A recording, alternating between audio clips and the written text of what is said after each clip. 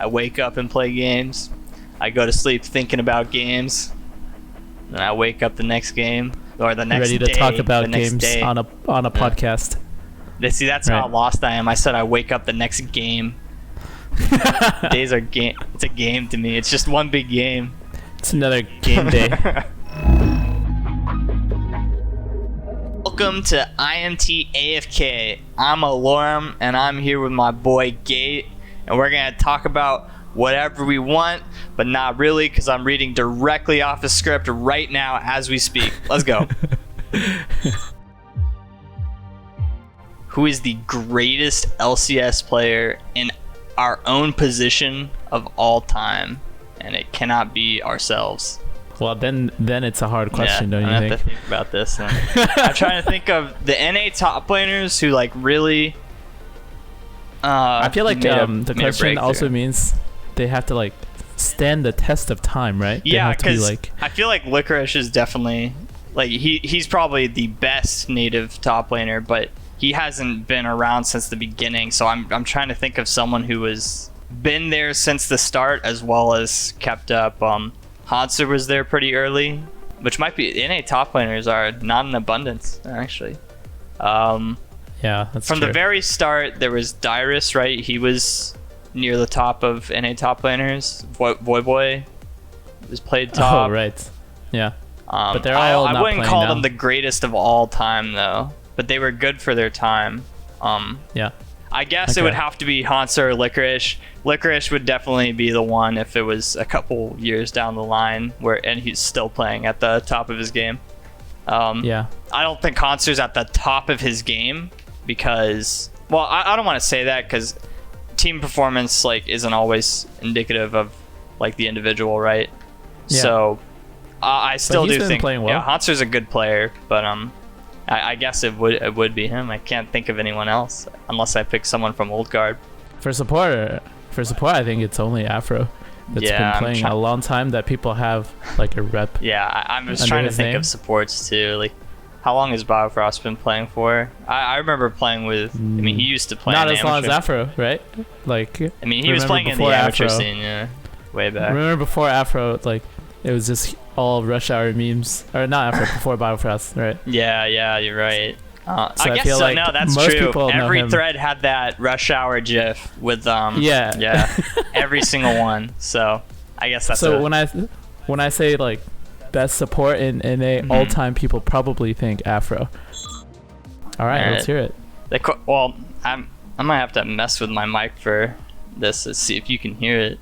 Because I know what I'm going to play, but I don't know if there's no way you know the name of the song, but you know what it is. You can, I'll just open my door and then play loud enough, you know.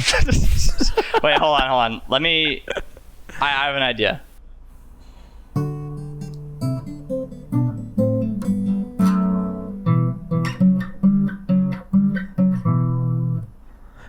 I mean, it's like the JoJo Yeah, but outro. What's the song name? It has a name? Yeah. I know it as JoJo outro. I knew you would know it, but you have no idea what it is actually called.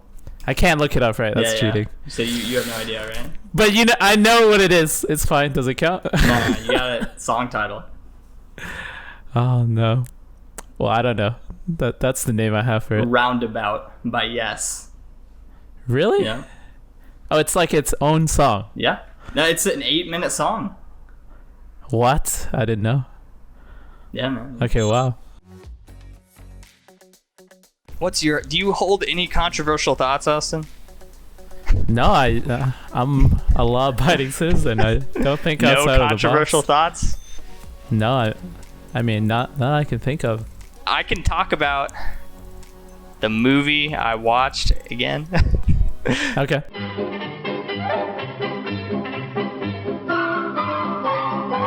Alright, so I saw this movie Midsommar over the last split, or the last off season rather, and there were all those reviews for it saying, oh man, and my friend recommended it to me, bro, it's such a good movie, like it'll really trip you out, and you know, it's really like thought-provoking, and it was none of those things. I guess it was intentionally quote-unquote trippy, but it was such a garbage movie. it was like a thriller, like supposed to be like some pagan religion or some garbage. And the problem with it for me was like not the imagery, like the cinematography was cool, like it was shot in a cool place and everything, but characters are some dumbasses, man, some absolute idiots. It's like, you know, those tropes and those stereotypes in horror movies where it's like, hey gang, let's split up and look for clues when there's like some monster on the loose, and it's like, why would you do that? Yeah. It's the same thing here, and it just didn't make sense to me because their friends started dying left and right.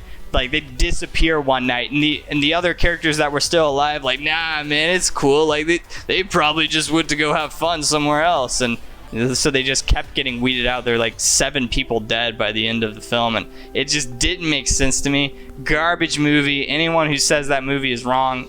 One of the worst movies I've ever seen in my life. It sounds like there aren't, like, all the horror movies are like that, you know, where Yeah. all the characters just die one by one. Yeah, they're Would you stupid. even like what if there was a movie where someone was being reasonable and like say like, we gotta get out of here, and people just left? I mean, I guess You're like, wow, it was a I guess fantastic that'd be movie. more realistic. I know if that's me, I see someone kill themselves, or I'm seeing my friends disappear. I'm like, all right, guys, I will Gonna not get be outta here. not be seeing you tomorrow. I'm heading out. But I mean, Yeah. also maybe other people overhyped it for you. That's what I think. You know? Mhm. People said it was like a but good it movie. got good reviews, and Reddit really likes this one because, you know, it's supposed to be a film with a message, and the message is like some Sesame Street ass message, Brady Bunch, like, you know, you gotta fit in where you fit in, just be yourself kind of stuff.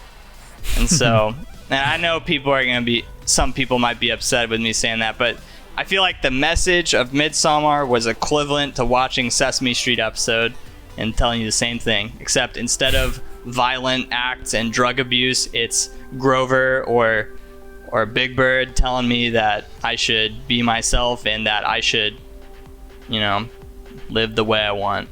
Well, thank you for watching Imt Afk with me and Gate. I hope you enjoyed listening to us speak to each other, since we've got such insightful things to say all the time, and I will see you guys next time.